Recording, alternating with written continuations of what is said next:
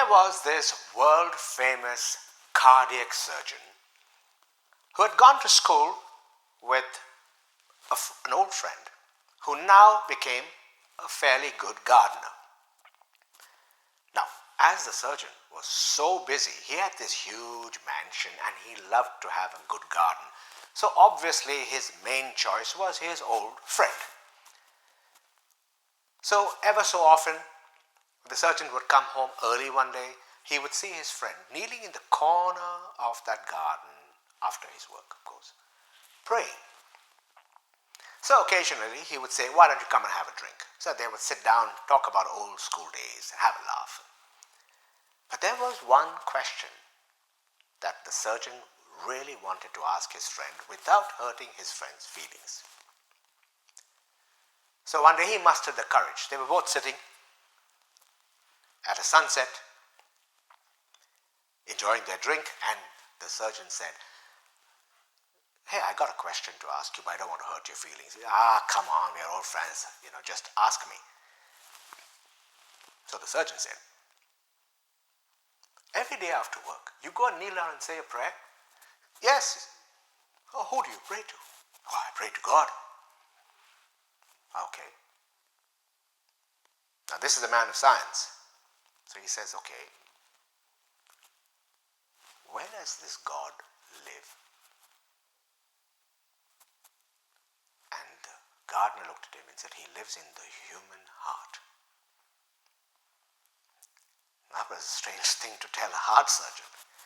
So he said, "Okay, look, don't hit me or something. I'm just asking you a question. You know I'm a heart surgeon. Every day I'm cutting open human hearts, right? How come I've never once seen this God?" So the gardener paused for a while and he says, "That's a strange thing you should say this." He says, "Because I often have a similar kind of question. Because when I'm doing the gardening, sometimes my spade breaks open, splits open a flower bulb that has been buried in the soil. There they are. Sometimes by mistake it happens.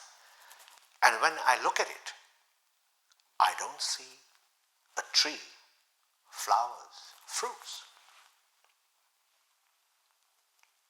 So in that split second, the ordinary, not so famous gardener managed to convince a world-class heart surgeon that not everything can be experienced or seen with the human eye.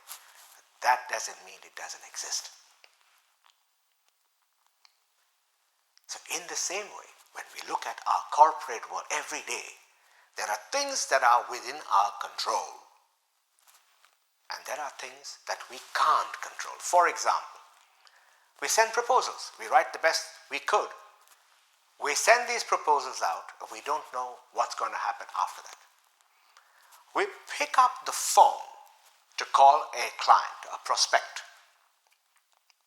We don't know what words are going to come out of our mouth, how they are going to be received by the other side, what state of mind, what mood the prospective client is going to be in. Are these things within our control? So it is only when you accept that good things happen to good people